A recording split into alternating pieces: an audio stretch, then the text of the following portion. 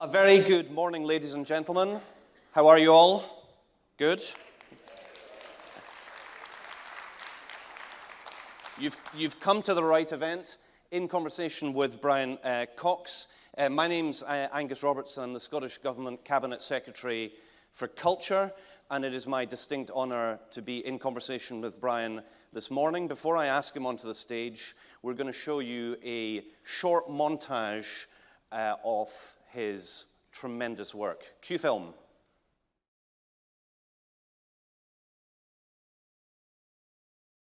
Ladies and gentlemen, please give a big and warm Edinburgh TV Festival welcome to the greatest living Scottish star of stage and screen, Brian Cox.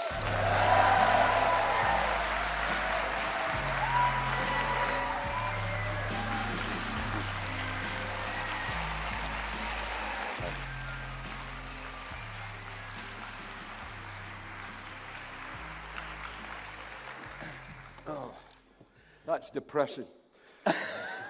No, I mean, you see your career before you, and how did I get so ridiculously fat as Bob Servant?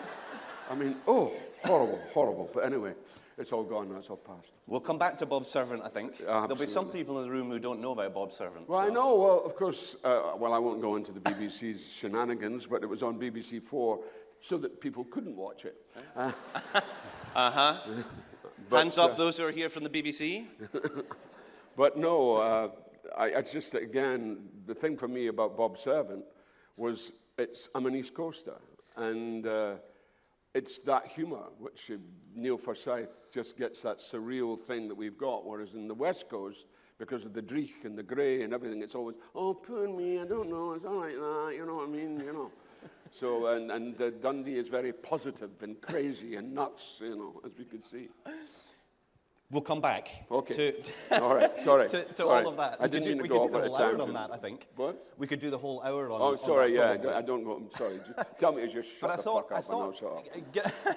I thought, given we've got an audience full of TV professionals, that it would probably be worth starting with just some thoughts about where are we with screen and television in Scotland.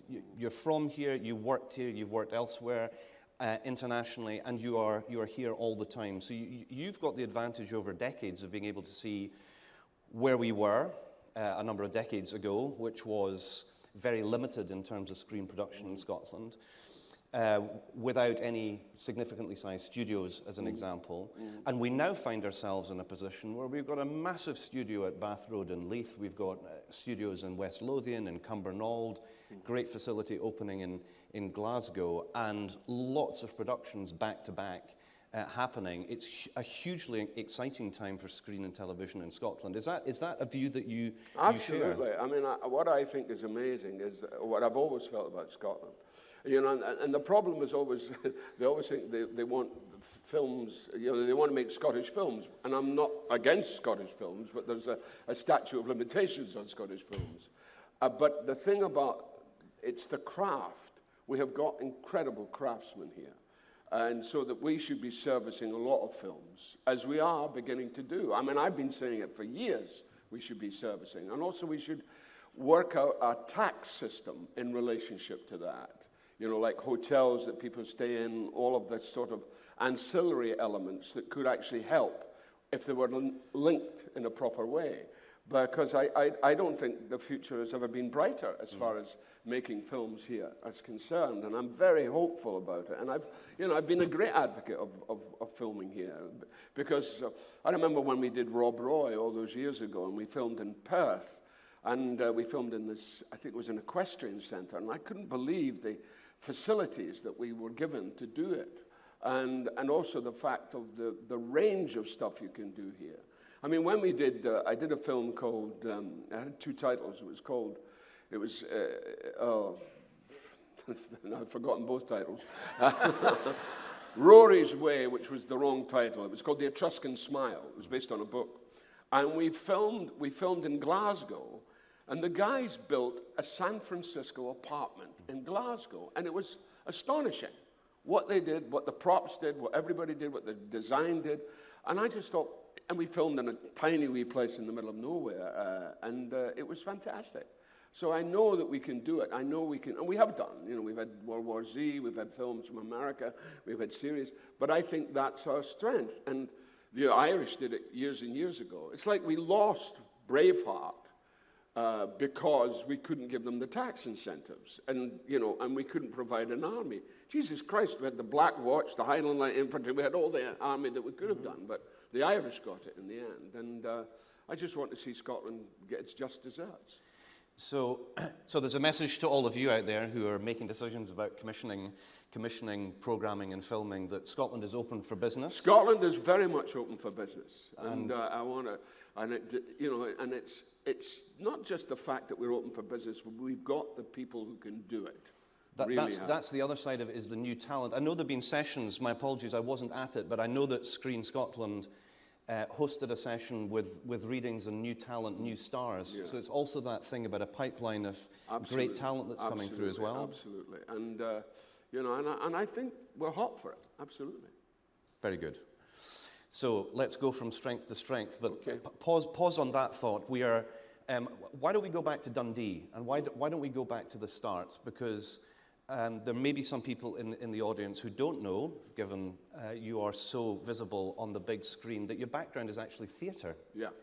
And the rep. Yeah, the rep. How important is that to you and your career and your craft? It's the core of my theatrical life. You know, it's the core of where I came from. You know, I mean, I was, you know, my school was a disaster for me. I mean, it was a nice school, but it just wasn't for me. And I had two teachers, a guy called George Hackett, who was my registrar teacher, who was an art teacher, wonderful man, no longer with us, sadly, lived till his 90s. He went to Australia. And then I had a guy called Bill Dewar, and Bill was a great theatre aficionado. He was also he did amateur opera. And there was a thing called the Rep Club. Now, my whole sense of drama was all to do with pictures. It was all about going to the pictures. And when I went to the theatre, it was like I couldn't believe live actors. I had never seen anything like it. And within 5 months, I was working there. Because by sheer coincidence, there was a young guy who'd been at my school. His job, which was a sort of general factotum job, came available. And I was sent along to Dundee Rep. And I went it was the old Rep, which was in Nicholl Street. Still there, the building is still there. So I went there, and I went to the front to the box office. And the woman said, "What do you want?" I said, "I've come to see the director of the theatre." He said, "Oh, you can't get in here. You can't get to the front for the front. You've got to go around the back to get to the front." And I said, "Sorry." She said, "No, if you want to get to the front, you've got to go to the back. Go to the back, and then they'll bring you to the front. But you can't get to the front for the front." Which was total Dundee logic. I completely understood what that was.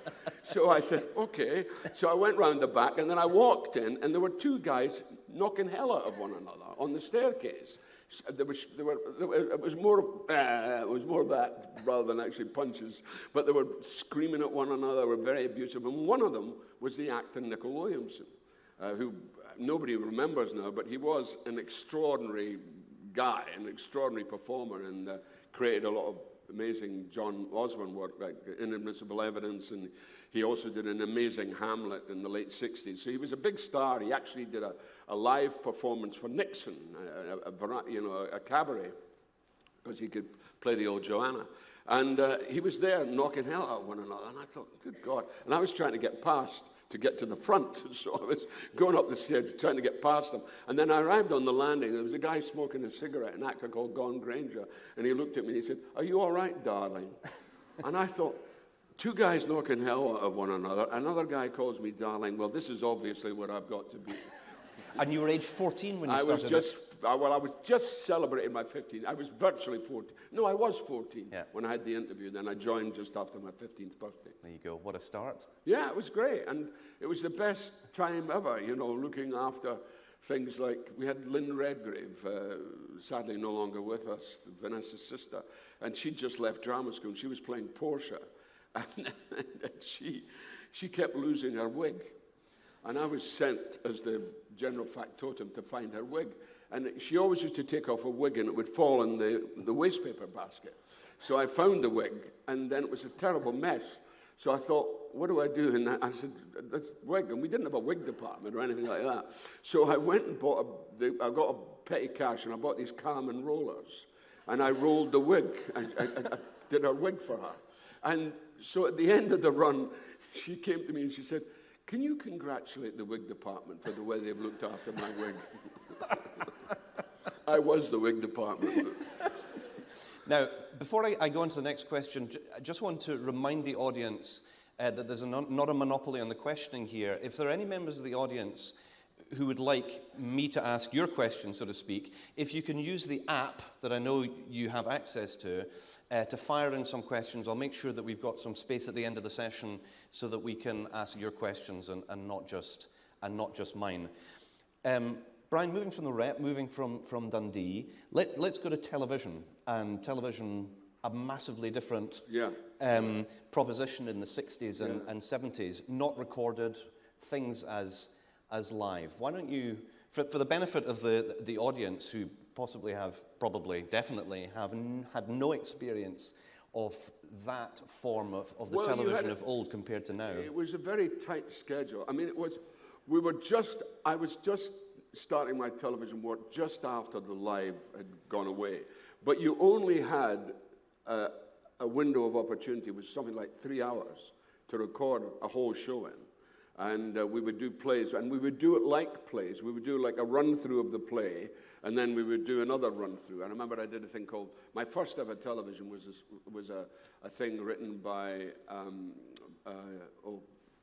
the Greenock writer, not Peter McDougall, the other Greenock writer, who wrote Alan, oh God, names. See, I'll get it through on my screen in a second. Well, anyway, we did his show. It was called The Knight in Tarnished Armour, and it was with the young Paul Young. And I played a Glaswegian. And I'd never played, and my Glaswegian accent is totally atrocious, absolutely atrocious. So I never played a Glaswegian. But you had literally 3 hours to record it twice. And so you did the whole play as a play, and then you recorded it again. And hopefully they did something in the editing. But that was the early days of television, and it was very exciting. And the fact that you could do stuff where what you did was you rehearsed for 10 days, like I did a series in the 70s called The Devil's Crown. So I rehearsed for 10 days, and then we'd record it all, a whole hour, over 2 days. And with 5-camera setup, and they were masters at the old BBC. I'm talking about, down in the White City, the big building there that's no longer there, and it was fantastic. The studios were great. And of course, Top of the Pops was on, and everybody used to. It was all kind of crazy, and there was no security. It was just ridiculous what was going on. Was there more of a sense of occasion given the limited number of television channels? Yeah, there was. I mean, it was nerve-wracking. It was nerve-wracking for the directors and the vision mixers, because you had that thing called the vision mixer, who's your editor, who's working with you during the whole process. And it was pretty hairy, really, doing it. But it was great. It was very exciting. What do you think the biggest differences are between working in that kind of circumstance compared to now? Well, now we have more leisure. We take a longer time, a show like Succession, which I'm not allowed to talk about, so please do not ask any questions about Succession. There are people here, the Gestapo element of HBO are present. You will not recognize them, but they're in the building.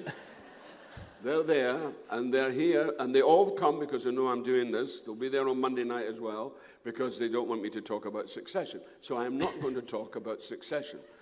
Anyway, in Succession...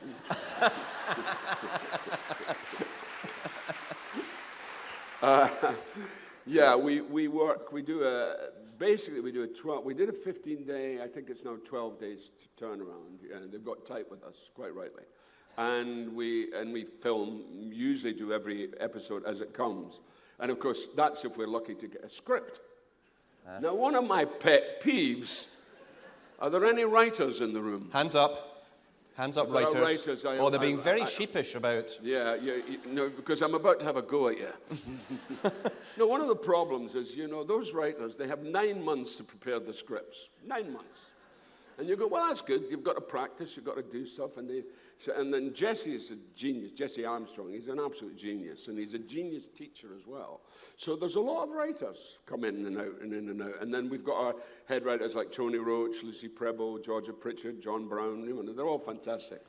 But getting a script is like getting gold, you know. And we usually get a script 2 days before we start filming.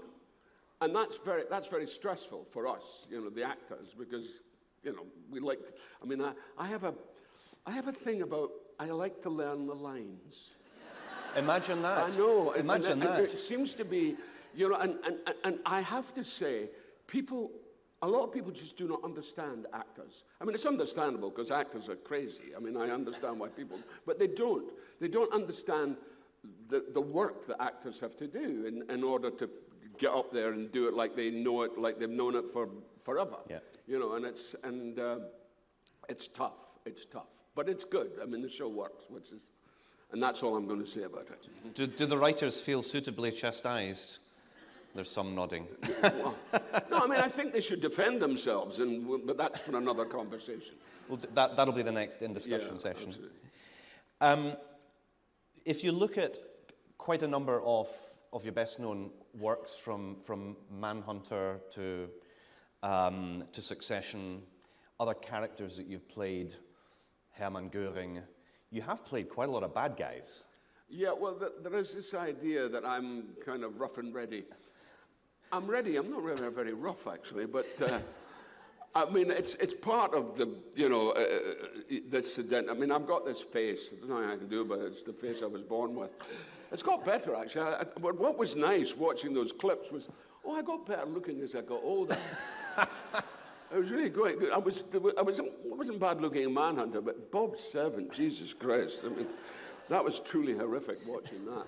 Anyway, but so I'm really, you know, I'm what was the question? Playing the bad guys. Oh, playing the bad guy. Well, I fell into it naturally. I don't know why, and you know, it's something that, you know, I played Iago. I played a lot of bad guys, but I don't know why. But they just see me as vaguely threatening. I don't think I'm threatening at all. I think I'm a pussycat, but some people find me threatening. But you're not typecast. The range of things you do is, I mean, it's from one end of the spectrum to the other. Yeah. We did mention Bob Servant. I imagine for some people in the room it was the first time that they'd maybe seen Bob Servant. Bob Servant on the screen. Well, because the BBC keep it as a little, you know, little diamond that they have to lock away so that people don't see it too often. I mean, you really are at ease playing Bob Servant and his persona. What's great for me, I mean, I don't want to get into the great Scottish divide, East-West divide, but I will. So this is becoming a theme. Well, it is a theme. So in Glasgow, as I say, it's dreich, it's grey, it's everything, and it creates masterful creations like Ramsay Nesbitt, and Gregor Fisher does that brilliantly. I mean, I think it's become, it's a sort of institution. And I'm from the East Coast, and I've always thought, what about East Coast humour? Which is very different from Glaswegian humour. It's much more kind of crazy. It's much more almost Beckett-like in its wackiness, as written by Neil Forsyth, and that's what Bob Servant is. And that's why I felt totally at ease with it, because it's very... Bob Servant, interestingly enough, everybody, when Neil's pals read Bob Servant, first of all, they thought that Bob Servant was based on my brother Charlie. Now, my brother Charlie had a shop in Moneyfeith. Well, it wasn't really a shop. It was a hole in a hedge that he had. And it was enclosed, but it was there. So, and they said, this is Charlie Cox. And Neil said, I've never met Charlie Cox. He said, he's a dead ringer for Charlie Cox, Bob Servant. So my brother, you would go into my brother's shop and he wouldn't have any change. So he'd say, Hen, I'm going to change. You say, will you hear cabbage? Or I can give you a pound of mushrooms. What have you got? I just can't give you the right change. So that was the way my brother operated. So everybody thought he was Bob Servant. So when I played Bob Servant, I actually channeled my brother. You know, I realized that I had a very good image to go by, you know. So you've played a broad range of Scottish characters in Scottish films, Braveheart, Rob Roy, Bob Servant, many, many others. Which do you associate with most strongly of them? Of the Of characters the I piece, played of for all Scott? of the, yeah. I think Bob I actually identify with a lot because his wackiness, he's that craziness he's got. Yeah, I think Bob is probably it, really. But of course, the historical characters are always fascinating. I played Bothwell in a thing about Mary Queen of Scots, and he was a fascinating character. In fact, I went to find out, there's a cameo of Bothwell at the National Gallery, and I saw the cameo, and it was interesting. In the cameo, it looked as if he had a beard, but it turned out that the cameo was cracked here. So he didn't have a beard at all, he had a big moustache. So I thought, well, that's a revelation. And such an extraordinary character, and I've got a lot of theories about Bothwell in relationship. I mean, if you think about it, Bothwell knew Mary Queen of Scots when he was part of, as a young boy, the Garde de Cossé, and he went to France, and he looked up, they had their own, that's where the Scots Guards came from. And they were there in France, and he knew her then, and he's known her throughout. There's always areas where she pops up. I've always thought that James VI was his son, not Darnley, because Darnley was 6'6", Mary was about 5'11", and James the VI of Scotland, first of England, was a dwarf. You know, he was very small, and Bothwell was quite small and red-headed. So I've always thought that people should look into that because it's a real. There's a script idea. There's a script idea. So Bothwell was a great character to play. And then Lucy's Luck, which was that thing when I'm having the bath, which was one of the few times I've actually had a bath. And it was funny because that was written by Fulton Mackay, who wrote under the name Aeneas MacBride. And he was a wonderful, wonderful writer, Fulton. And it was about the siege of Aberdeen. And that was also a thing I particularly loved, too.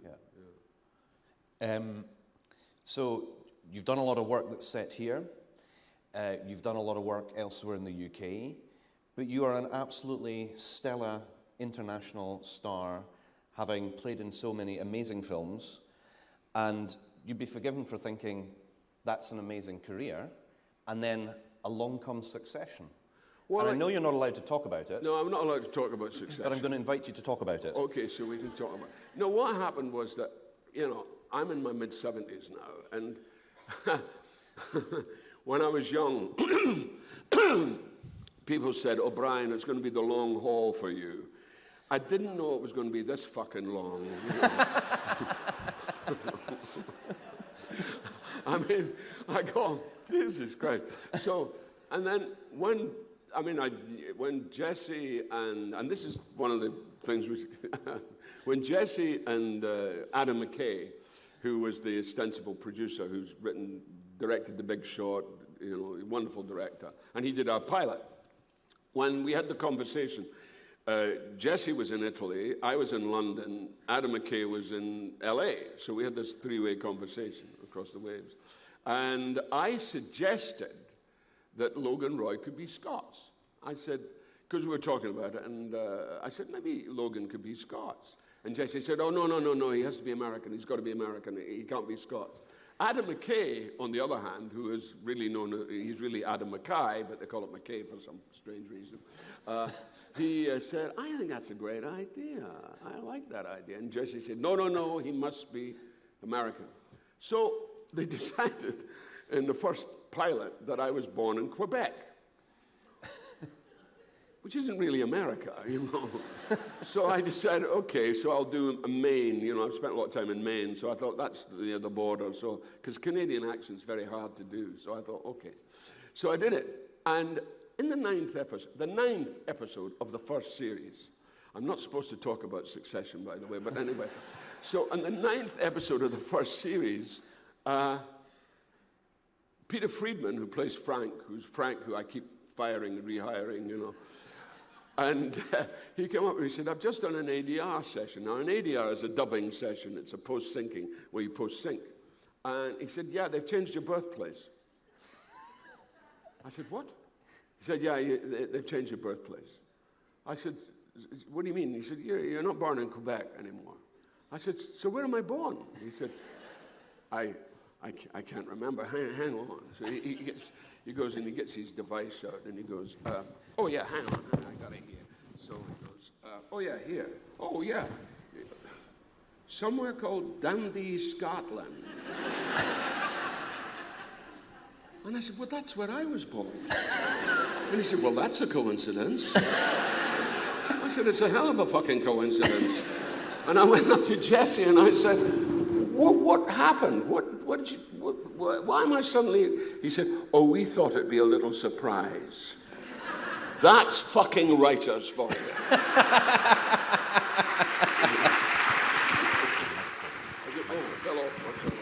That's fucking writers for you. So I didn't really have a problem. And that then, as a result, opened up all kinds of opportunities for you. For those who've not seen the series that we're not allowed to discuss, you've shot in Dundee. Yeah. That was the great thing, of course, you know, to come back to one's hometown. I mean, I never expected that. You had the wrong football club bought for you? Oh, no, that was so funny, because I thought they were going to go for either Dundee or Dundee United, but I was worried about that. I said, you know, I have to be very careful, because I'm bipartisan. I have to be bipartisan to Dundee United, because I'm a Dundonian. I can't prefer one club over another. That's the way it is. And they said, okay, fine. So they came up with Hibs and Hearts. And they said, so he goes off, the boy buys Hearts when he's supposed to buy Hibs. He buys the wrong club. Now, I'm told at the Hearts ground, they have Waystar RoyCo signs all over. I mean, talk about art copying life. I mean, it's ridiculous, you know. Your relationship with Logan Roy, what do you feel about him as a... I love him. Well, you can't... I mean, I think he's one of the most... I mean, what I love about Logan, first of all, he's self-made. Unlike all those other guys like Trump, like Murdoch, like Conrad Black, who inherited everything, he did it all himself. So there's that impetus, which is slightly different from their impetus. So he's a self-made man. But he's also... he's a misanthrope. He's also kind of unhappy. And his curse is he loves his children. If he didn't love his children, life would be a lot easier for him. But he does love his children. And people go, why is he so horrible? And I think, look, the story is, he's trying to find a successor for the family, for the business, and he wants to do it within his family. What's wrong with that? That's understandable.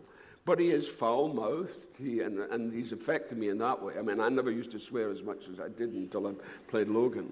And the other thing, too, that is interesting about it, he's very private. So there's a secret about Logan, which I love, that secret. So I've kind of grown to sort of have enormous respect for him, even though he's the antithesis of who I am. The one thing that we have in common is a deep disappointment in the human experiment.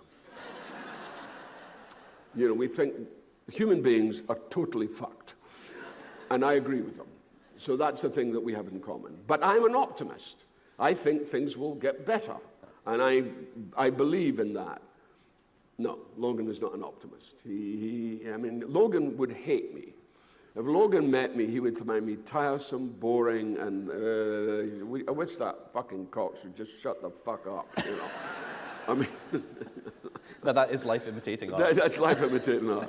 So, you know, but I have enormous respect for Logan, and people misunderstand him. They go, like there's this episode, I'm not allowed to talk about that, am I? So, it's a past episode, so maybe is there anybody from HBO here? I'm not seeing any hands. No, there's no, I'm not seeing any hands. No, You're okay. So anyway. No deal, tell anybody. No. Or tweet about it, will you? No, good. No, he's a really interesting character, and also he's beautifully not overwritten. I mean, he's just tight in the writing, and I love that aspect of him, you know, because you can fill it in, you know. One of the things that amazes me about your work, and I've made mention of it before, is the breadth of it, and it's not just the playing characters. You also do a lot of voice work, you do a lot of radio work, and you also do documentaries. Yeah. Documentary is very important to me. I did a documentary here, which was in Scotland, which I loved, called Addicted to Pleasure. And I traveled the world, and it was addicted to people who were sugar addicted, alcohol addicted, tobacco addicted. And for the love of me, I can't remember what the fourth one was, but there is a fourth one. And it was interesting that the sugar was the thing, because I'm diabetic, so I was kind of particularly interested in that. And I interviewed a man in that program who was addicted to iron brew. No, seriously, it was bad. And the other irony was he lived opposite the iron brew factory in Cumbernauld. So it was a double whammy for him. And a very nice man, and a very nervous man, but dear, dear man. And he just drank iron brew, and he told me the problem he had. And when he came in for the interview, there's a cafe in Maryhill, a little Italian cafe there where we were filming. And he drank 6 liters of iron brew a day. And I had it set up here. He walked in, he saw the iron brew, and he started sweating. As soon as I said, "You want it, don't you?" He said, "You don't know how much I want that." And of course, he couldn't have it. He had a quadruple bypass. He'd lost all his back teeth. And that is what iron brew could do to you. Now, is there anybody from the iron brew company present? Because I'm maybe not allowed to talk about that. So that was a great thing to do. And then we went to Barbados, and I discovered about the fact that, the slavery business was beyond horror. But I also discovered that certain people would take Scottish children who were in orphanages, 800 of them, and send them to Scotland, send them to Barbados. And apparently there's a part on the island where everybody's red-headed because of that. So all of that knock-on effect. So I'm very, very interested in our history and what has affected us in our lives. And the thing I'm working on now is money. Yep. Now, this was a subject that, because of playing the guy who's one of the richest guys ever, I wanted a corollary to that. I wanted something where I would think, what can I do that's the kind of reverse of that? And a lovely guy called Tom O'Brien came to see me, and he said, I want to do a series on money. And I immediately clicked. I thought, yes, this is important, because we all depend on money. Nobody, religions, we all have different religions, but we're all united by either having too much of it, or usually, the main thing, not enough, or not any at all. It's like when Sunak goes on about, I'm not concerned about people's bank accounts, I say, well, you should be bloody well concerned about people's bank accounts, because that's... This would be a perfect time because we have an unfinished moment from the series, you do, yeah. Straight out of the edit room, when you're at a food bank in Dundee. Why don't we have a look at that and then reflect on the process of making that series? Why don't we cue the video?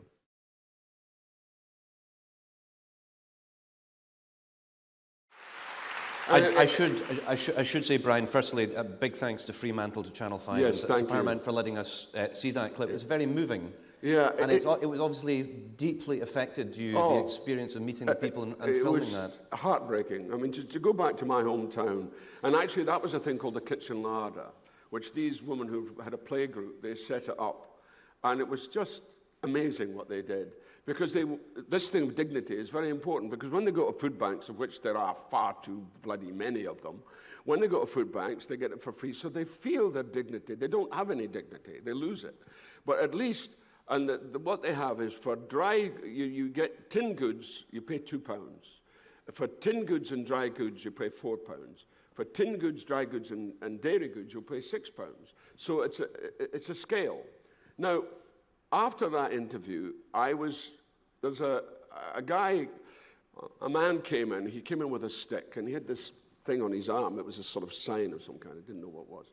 So he came in, and I was interviewing him, and I said, so this is for a family? He said, oh, no, this is not for family. He said, I do this for about 10 or... He said, I do this for about 12 or 15 people, he said, who are in the high-rises, old people, who can't get here.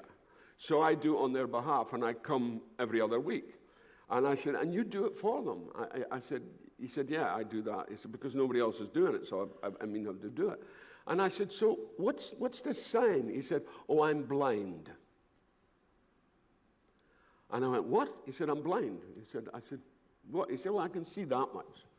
And I said, but that's astonishing. I mean, it was truly. So that's why it was hard, because you meet people at the rough end of it, and you go, how can I help you? What can I do? You know, it's and of course, but given my own situation and the fact that finally, after all the years, I'm actually doing very well at my job, it's tough. It's tough because you feel guilty. You feel all kinds of things about situations that you go, there but for the grace of God, you know. And that was, I mean, I did that in Harlem was even worse, you know, I mean, worse because of the African-American population who were being squeezed out of Harlem, but again, because of property. And I also did a food kitchen in the Bronx, which was one of the most moving experiences and this lassie who'd been there since she was 12, she came there from the Dominican Republic, and she thought it was a place that she went for lunch. And she thought it was a lunch place, and they had to tell her this is a charity place.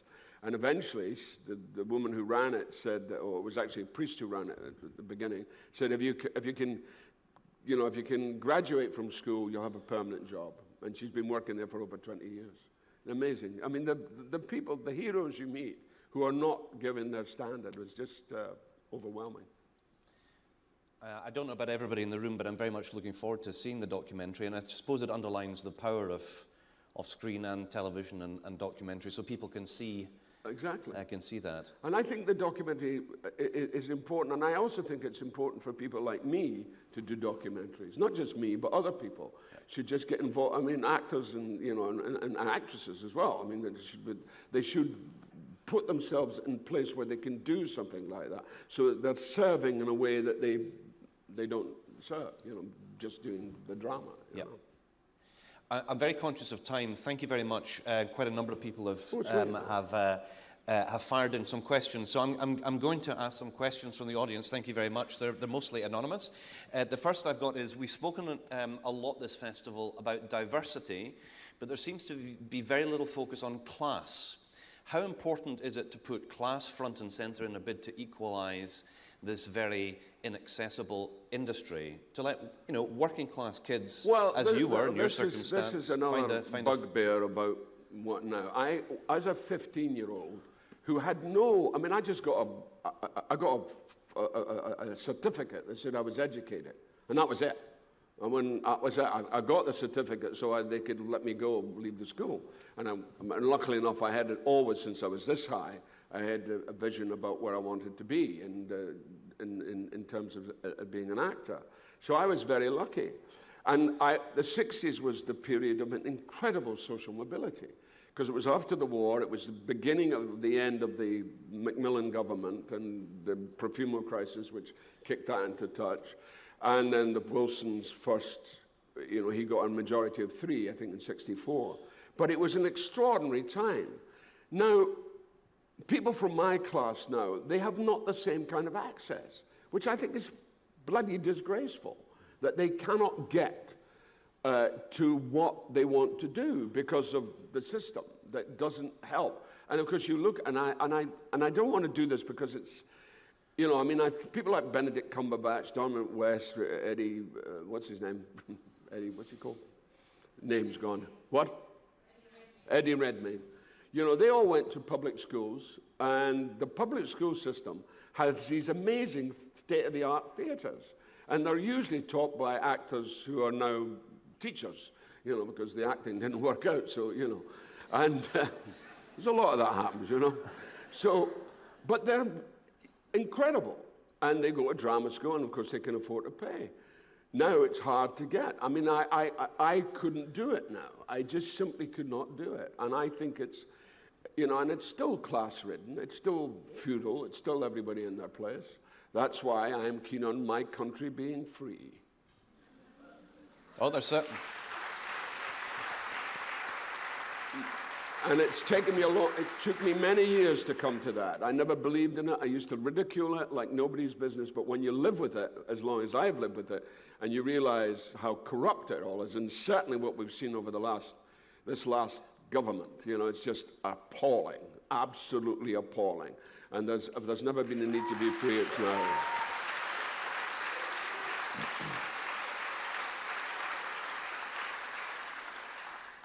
Something that I don't hear a lot of in the sort of network debate about where Scotland is, just sticking with the politics for a second, is that I've kind of lost count of how many votes we've had in Scotland since 2014, where we voted for governments, or with a majority of MPs, that we should be able to have a say about the country's But future. That's the story of our life. I mean, that's the story of Scottish life. We've been at the mercy of it forever. I mean, we screwed it up way back with the loss of the first Parliament, and we shot ourselves in the foot on that front. And then out of that, and we always have to, I mean, I believe history is so important. It is so important. And out of that came the Scottish Enlightenment. Leslie Hutchison, Adam Smith, David Hume, all those guys that you rub toes on in the high street. And these were extraordinary men, humanists. Even the Presbyterians were humanists, that gave a whole view of the world. And then we contributed that to America. So when America signed its constitution, a lot of that constitution was indeed based on the Treaty of Arbroath. Our sense of democracy, our sense of fairness, and the Scots have always had that.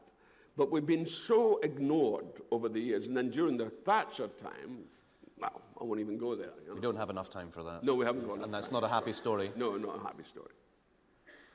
We will at some stage have our say, won't we? Yeah. Because we hopefully live in a democracy. Yeah, we've got to have our say, and we've got to be heard, good and strong. But also, we've got to be good to one another. That's one of the problems that the Scots have. They're up for self-criticism all the time, and that extends out. And we have to be kind to one another. We've got to be kind in order to achieve what we could achieve. No more infighting, no more backbiting. Let's gather the crop together and sell it as a good crop. I'm signed up to that.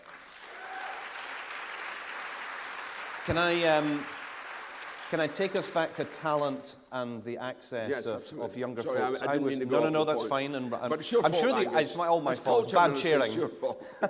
It's bad chairing by the culture secretary.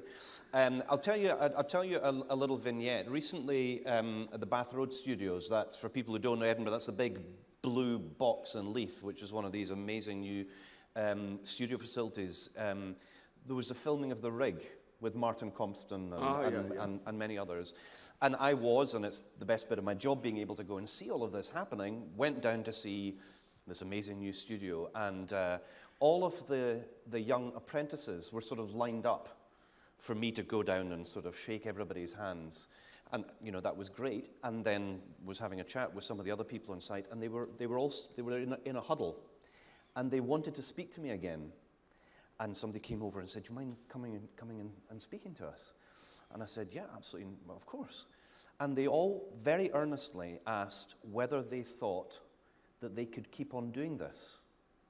They were so happy and enthused and gripped by their experience, having been brought in as apprentices to work on the making of The Rig. And of course, they want to keep on doing it. They want to go to the next project and learn the new skills. There is no reason for it not to be. Well, this is what I was able to say to them, that I'm probably the first culture secretary in Scotland's history who's able to say with 100% certainty, we now have the prospects for a full and through career experience working in film and television, because we now have the studios, we now have the commissions. We now have public service broadcasters that are commissioning more. So there will be work for this new generation coming through, and whether it was there or Good Omens or Nancy Boys or these other exciting projects that are happening, this is being replicated right across film and screen in Scotland. And one of the things that we're trying to do in government is introduce training and qualifications that will work with film and TV. And to your point, it's exactly that, to make sure that people of all backgrounds and talents are able to make their way into the And industry. it should be available to them at the earliest possible age, with children as well, so that there's that, because other countries have, they do train their kids, they do give their kids into that. We don't do that. It's not something that we've done, because we still have this ridiculous sense of amateurism, which is just not, because there's nothing more professional than a crew that I've worked with, or I've worked with over the years. It's always the height of professionalism. And also the thing about this town, about Edinburgh, and about this festival, and where we are now, is this is unique. There is no other place in the world that does this. And it's all about the arts. It's all about the performing arts, the documentary arts, and it's all art. It's all creative. So I just think we've been ripe for it for long enough. I will segue to the next question because it's absolutely perfect. What is your advice for the next generation of creatives in the industry, many of whom might be in the room? Stick with it, really. It's don't give up, follow your bliss, keep it going, but contribute to where you are, understand where you are, which I didn't always do. I mean, as a wee boy, I used to look at the Tay and think, I'm going to cross that thing eventually. And I think, the Scotland I grew up in was North Britain. It wasn't the Scotland that it's become. And it's become an amazing country. I come back here and I can't believe the progression that's gone on in the last 50 years. It's astonishing. So I get very excited when I'm back here, and I get quite choked up about it. So I just think that you just have to follow your bliss and do it, and don't apologize for it. There's no need for you to apologize for what you want to do and what is possible. And just go for it and make it happen, because it will happen. And it's ripe. It's never been riper than this time now. And good luck to all of you. There you go. That's really nice. Now, we've only got 10 more minutes, so any other burning questions, please fire them in via the app. It's a related question, Brian. If you were starting out in Dundee today, what would you say to yourself? If there's anything you'd steer clear of or run towards with enthusiasm? Well, it's very different now because of the accessibility. There isn't the same accessibility. I mean, there's more division that's gone on. I don't know why it's happened, because in many ways it's more accessible in one sense, for a public point of view. But from a career point of view, I don't know. I mean, I've always felt, I felt greatly about the loss of the Edinburgh Drama School, that lost with the university that took care of it. And I thought that was a shame, because that balance with the Royal Conservatoire was very important. That we had it on, we have it in Glasgow and we have it in Edinburgh, but that went. And that was a big loss, I think. And we need to reestablish that, so that we need more of those institutions, more availability. Of course, in my day, the thing was to go south, and to learn how to speak English, And of course, I went to that, and it was a long, I write about it in my book, it was a long process of getting to the point where I got. But now you could do it much quicker if you were clever about it. And the other thing is, too, that, and I'm supposed to mention it, but I've got to mention this now. I'm hoping to direct my first movie here next year. Are you allowed to talk about it? I think so, yeah. I don't think there's anybody here to stop me, no, anyway. So what it is, it's a film called Glenrothen, and it's about a family-owned distillery in the Central Highlands. And it's about the difficulty that a brother had when he left 45 years before because of a family thing. And the elder brother holds the farm. The brother goes off. He becomes a very successful jazz journalist. But they're now in their 70s. And the brother who's ran it, who didn't have the skill, the young brother, he was the distiller. He had the real skill. But his father and him had a thing, so he left. His mother died, and he carries the ghost of his mother with him. So he comes back under much persuasion by his daughter to come back to Scotland. And they reignite this relationship. And it's about him coming to terms with coming home, and how much, because he's been so alien away from it. And it's a love letter. I could only describe it as the quiet man meets local hero. And that's really it. But there's quite a lot for you to draw on personally in that, isn't Yeah, there? yeah, absolutely, absolutely. And, you know, I've worked with wonderful writers, Scots writer David Ashton, and our producer Neil Zeiger, and we've just done an amazing, you know, it's been a long process, because we've had to go through the process. We started all kinds of different areas to arrive at where we've arrived at now, and I'm hoping, all well and good, that we shoot it next year. That's not far away. No, next year. Yeah, we'll shoot it. Hopefully, we'll try and shoot it for the summer of 2023. That's the plan. But Right. we've got to get the Kelly. You know, once we've got the Kelly, we'll be okay. Just like that. I've got another question here, but it relates to production here. Succession is a blockbuster that dominates domestic viewing, much of it made in America. What do you see as the future for British television in all of this? And, you know, we have a government, I think, still committed in the UK to privatising Channel 4. We've got the BBC licence fee being brought into question. What is the future of British television in that context? I mean, I just think it's going to be a battle. It's always a battle, because it's a battle for respectability. You know, they think it's something. You know, when you go at the festival now and you see people lining up, and so many people. The audiences are slightly less this year, sadly. Oh, by the way, I've got a show on here which I've produced, and I'm supposed to give it a pitch. It's called She Her. It's created by my wonderful wife. It's on at Studio 1, The Assembly, 2:15 in the afternoon. It's on for 3 more days. See it, because it's about these extraordinary women, 7 extraordinary women, and it's an amazing show. That's my pitch. Over. So, where was we? Where were we? The future of British broadcasting, the future of British Channel broadcasting. 4 and no, I the do BBC. think that, you know, standards need to be set and maintained. I mean, British television has always been great. I mean, the 70s and the 60s was fantastic. You know, the Z cars, all the stuff they did in those days, the stuff I did during the classical serials that we did, the stuff they used to do in Glasgow with wonderful old guy who's no longer with us, called Farrah McLaren, was amazing. So the standard was always high.